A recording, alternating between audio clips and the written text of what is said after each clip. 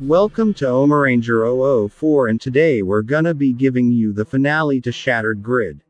Join me on Patreon by Omaranger004. Your small donation helps run the channel. With that out the way, let me give you a quick recap, but I do highly recommend going to the playlist down below and just watching this series. But in an alternate timeline, the Mighty Morphin Power Rangers basically lost to Tommy Oliver, who became truly evil and combined the powers of the Green Dragon and the White Tiger to become the Black Dragon. Using the powers of the Black Dragon, he then fought against the multiverse, and now his ultimate plan has come to fruition, in which he is attempting to take all of the morphing devices from the different Morphin Power Ranger grids like Time Force and Hyper Force and Ninja Storm. He's taken them all and he's becoming insanely powerful.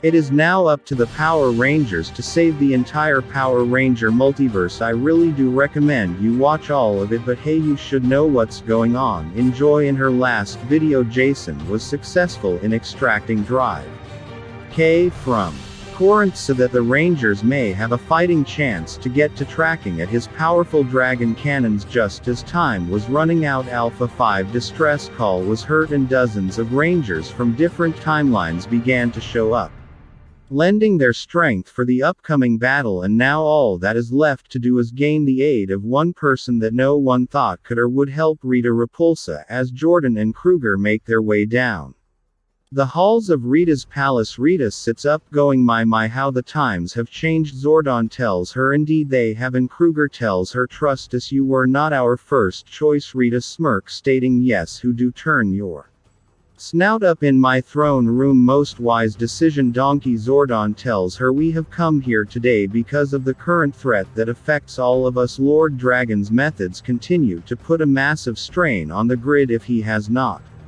stopped, all of existence will soon come to an end. Rita looks at her nails, dating, and you would think that I'm scared about a Power Ranger, much less one ending reality. You are more foolish than I thought for the last 10,000 years. Zordon then goes on, stating Bracken has become increasingly more powerful. His original powers still root in your magic, or at least the magic of his freedom. Repulsive Rita asks, what do you mean by that? And Kruger tells her, it means in my world he killed you and sent the Black Dragon Zord hero. Or did you not know that? Rita stares for a moment and Zora and says, we have known each other for over a millennia. I would not be here if there is any other way. For the fate of reality, we need you to do what no one else has been doing, including yourself. We need you to save us all. Meanwhile, the forges of Draken's Tower. Dragon continues his work as Finster 5 tells him that he just received word that the scouts have dozens of Rangers appearing as Dragon pulls the cauldron he was heating. Finster 5 says, oh, the forges were able to melt down the ninja steel. That is great news. Dragon pours the molten metal over his blade, stating, yes, this will provide a stronger connection to the grid. Excel Ginger knows what we build the tower for. We must prepare. Back at the command center, Jason rallies the new Rangers, telling them that no matter how much power Dragon is stolen, he will never be a part of what they all are. They've all been briefed and they know the plan of attack. They must ready themselves. This will possibly be the greatest challenge they have all ever faced, but together they will fight, whether they stand or whether they fall. They are Power Rangers. With one bellowing cry, all of the Rangers in the crowds throw up their arms, shouting Power Rangers, as everyone begins to get ready for their final battle. Kim tells Jason that that was a pretty awesome speech. And Jason last dating, thanks, Lauren helped me write it. He then reaches behind, stated that he would also like her to pilot the Megazord. Kim asks how could she do that, it's currently in the Dragon Zord battle mode. The pterodactyl isn't even a part of it. Jason holds out the dragon dagger, and as she sheds a tear, she takes it, giving her the dragon armor. With everyone ready, the Rangers teleport to Dragons and Moontower, and they quickly see that Shrekken has already amassed all of his forces ready to stop them. Jason looks out, asking Lord what does she think, and Lauren asks, what do you really want to know? I was thinking that no matter how this goes, I'm really glad that we got to, but before she could finish it, explosion goes off, throwing everyone to the side, and Jason shouts to everyone, suit up, has everyone ready? As the other Rangers all yelled ready, Jason leads the charge shouting, all right, Power Rangers go inside of the tower to read. Sentries keep watch, but they're subtly electrocuted and they fall to the ground. Zordon, Arena, Ninja, and Kruger step out of the shadows, and Kruger asks, why are we all here again? Rena tells them because of the magic in the energy. No matter the world, it all works on the same principle. The more someone returns to a place, the more it takes on that person's aura. She then holds out her staff, highlighting Dragon's aura as it floats around the throne, and Ninja says that he recognizes that signature, the Wizard of Deception, to cost for something like that, and Rita says that she knows, and like she said, only she can save them. She snaps her fingers, creating a small candle with a flame, and smiles. Outside of the tower, the war rages on as the Rangers push themselves closer and closer to Dragon's tower, and as things begin to look up, there's a flash of light and drag it appears, cutting down one of the Rangers. Another runs up to attack, but Dragon holds out his sword, absorbing their power, stating, I never got this one. All of the Rangers begin to charge in, and they all begin to hear a loud scream as Dragon's dragon swords begin to fly overhead. One of the Rangers in the Megazord calls out for everyone to watch out, but the dragon lowers its head, eating one of the Megazords completely.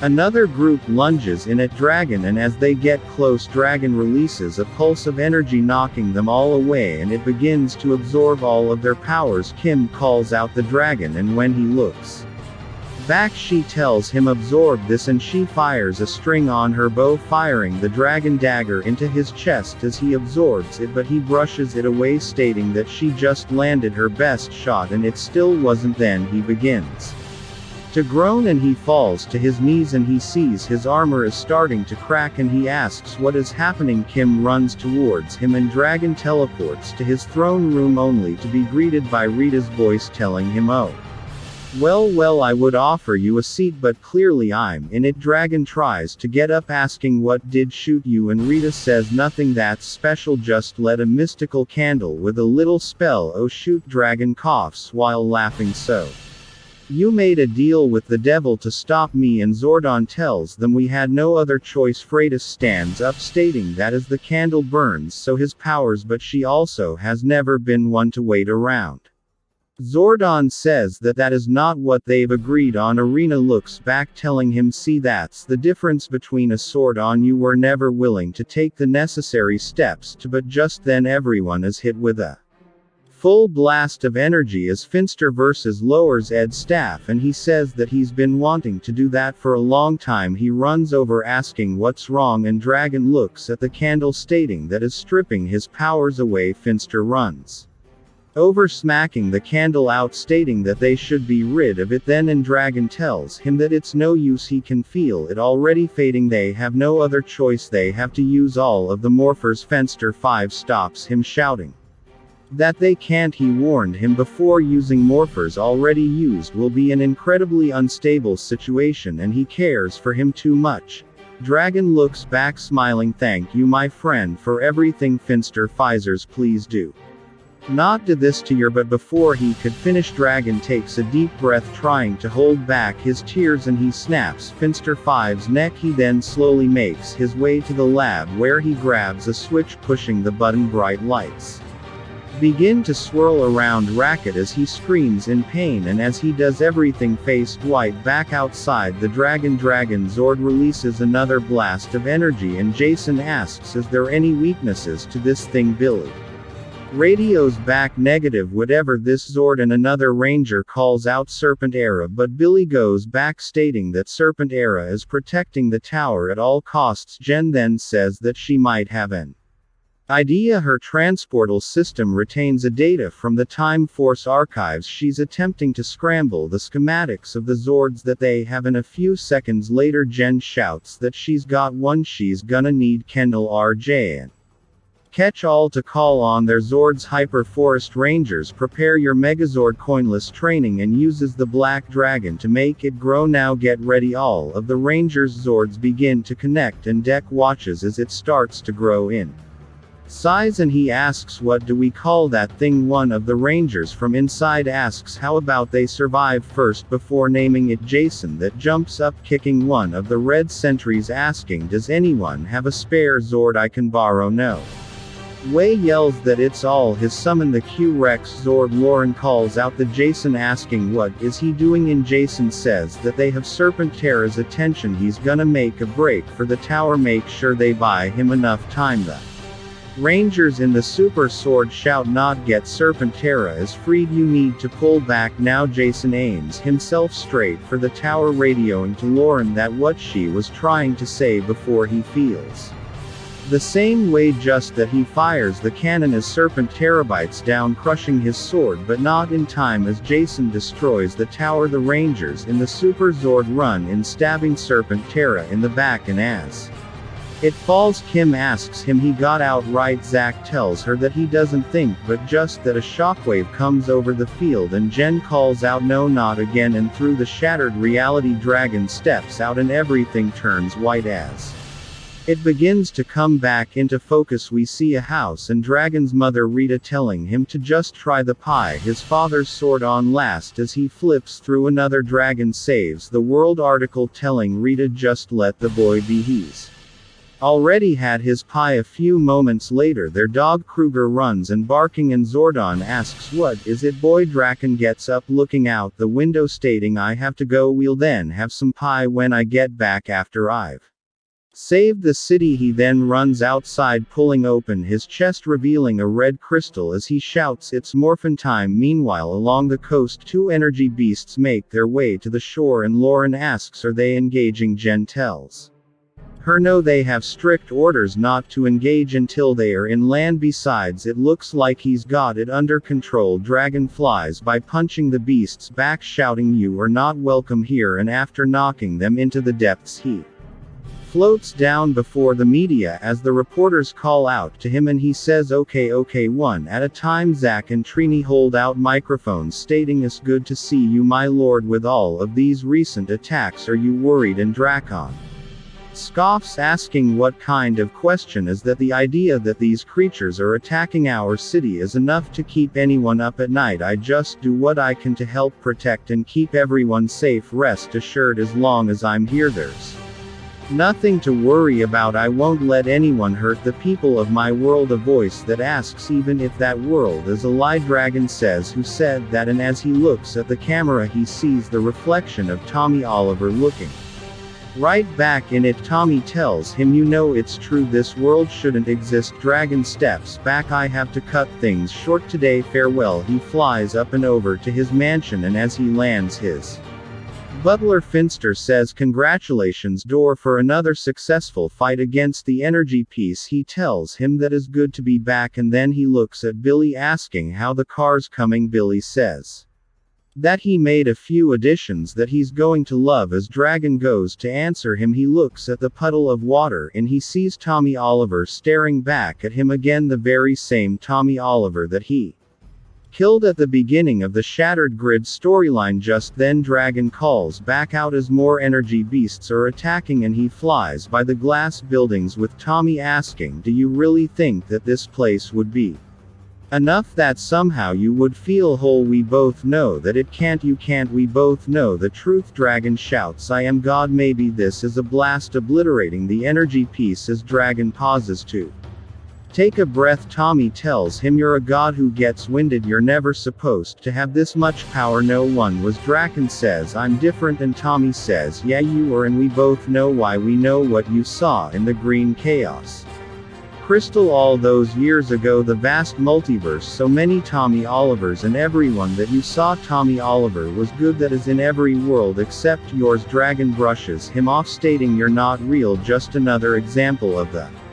weakness I have overcome. Tommy stops. I'm stating the weakness that drove you to kill every version of yourself that you could find. You did it so that people here would worship you. Dragon covers his ears shouting you're not real, none of you are real, this isn't real. He turns back holding out his arms blasting away everything in sight until there's nothing left and that he sighs dating that's not real over at the juice Bar Kim begins to wrap up for the night. When she hears of always tell her alone, she looks up, she quickly kneels, stating, "Please forgive me, I didn't know it was you. What can I give you?" The shadow a man says nothing, all he needs is for her to remember. As the figure reaches down Kim a shot, then she remembers everything: the death of Tommy Oliver, going to his funeral, being a Power Ranger. She looks up asking if it's really him, and Tommy smiles, telling her, "Yeah, it is." She cries and Tommy wipes away the tears, stating, "You're the one who saved me. You may not understand it now, but you will soon." She sighs, stating that she can feel it. Everything is starting to mesh together and she's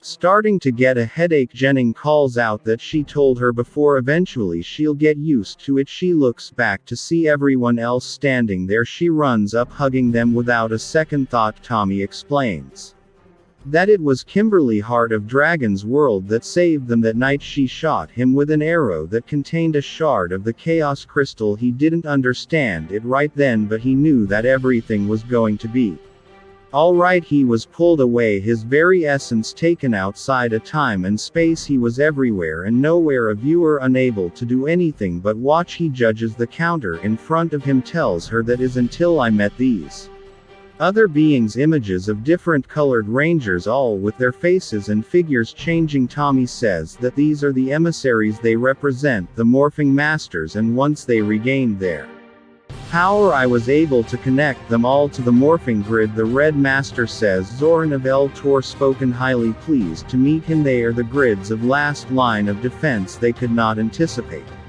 such an attack track and gained access to one of those powerful objects in all existence. The heart of a master with a dragon took all of the universes across the multiverse and destroyed them, and in their place he created this world. Tommy goes on, stating that dragon is the power of a god with the mind of a man filled to self-doubt and self-hatred. The energy beast attacks are those thoughts of self-doubt manifested. They must pull the heart of the master out of dragon's chest so that thing can be undone. He knows this is a lot to take in and he can't do this alone. Jason tells him to just stop. He knows that he's never been alone. Just tell them what they need to do and they'll get it done. Tommy last dating, I missed you guys. Tracking doesn't know what's going on yet. We did you take advantage of before he could finish as an explosion from behind. A dragon shouts, I don't know how you survived, but I will make sure that this death is much more painful this time. Tommy yells, the heart is the key, pin him down, we got this. And dragon tells Demay of gods, you will kneel before me. You failed when I was a man, how can you possibly stop me now? If he goes to blast everyone away, but as he focuses on Tommy blocks it, stating, I'm going to assume you didn't hear about it yet. I made some friends. Just then Tommy is hit with a green beam and he calls up the Jen and Lauren to hit him with everything the swords can handle. Dragon jumps up towards the two of them, shouting, well, I'm coming for you, and Tommy calls out, no, this ends now. He reaches up for the heart and everything fades to black, and Dragon asks, where did my powers go? Tommy tells him, we're both the control of the heart now, equal power, which means no power at all, just us. Dragon charges forward, kicking Tommy in the chest, stating that was a big mistake. He kicks Tommy down, telling him, you're weak, vulnerable, and disgrace. What, can't you just die? Tommy laughs and leans up, catching Dragon's punch, telling him, because they're stronger than you, you had the upper hand. But here we are as the shadow world fades and cracks begin to form in reality. Jen says they have to go, the world is falling apart, and Dragon sits up asking, so this is it? You would destroy what's left of existence simply to keep me from what I'm destined for? The emissaries open a portal, calling everyone to hurry, and Tommy hold out his hand. Stay tuned. Benefits of really him. He knew that there was always hope. Draken looks at Tommy's hand and he turns away. She was seemed to stay in his world as it falls apart. As everyone runs to the portal, everything turns white and Zack asks, are we dead now? Billy says, no, this is the morphing grid, isn't it? The Red Master says, a form of it, yes, but now that they have the heart back, it is possible to undo everything that Dragon has done and put things back to the way they were before. Trinus, his weight before, wouldn't that mean? And Jen tells it, yeah, you won't remember. Zack then asks, What about the coinless? What about Dragon? Does he go to reset as well? And the Blue Master says that the existence would be returned to its original form as best as it can, though some changes may be inevitable. The multiverse has been broken apart like a shattered pane of glass. It will never fit back together the way it was originally. Kim says you can never truly get back what you've lost, and Jen tells her now she's starting to get Lauren that says everything that they've been through, fought for, sacrifice, and Jason tells us that that's not why they're Power Rangers. They were chosen because they put others above themselves to make the hard decisions, but they're good of all. Even if they don't remember, that doesn't mean it didn't matter, because it absolutely does. They have to put things back for the good of everyone. Red Master then says that when they're ready they must put their hands on the heart. Jason looks at Lauren and says that he's going to miss her, and Lauren smiles back. Stayed in the She Will Too. Kim looks awe, stating that this is really going to suck, which would mean her and Tommy look at each other and they kiss, and as everyone places their hands down, Kim says, think of it this way, we're not just saving the world this time, we're saving them all. And with that, every pane's too white once more as the multiverse is restored. Check out one of our newest videos right here. Plus, even more videos about your favorite comics, movies are coming soon. Join me on Patreon by Omaranger004. Your small donation helps run the channel. Subscribe to our YouTube channel and hit the bell so you don't miss a single one.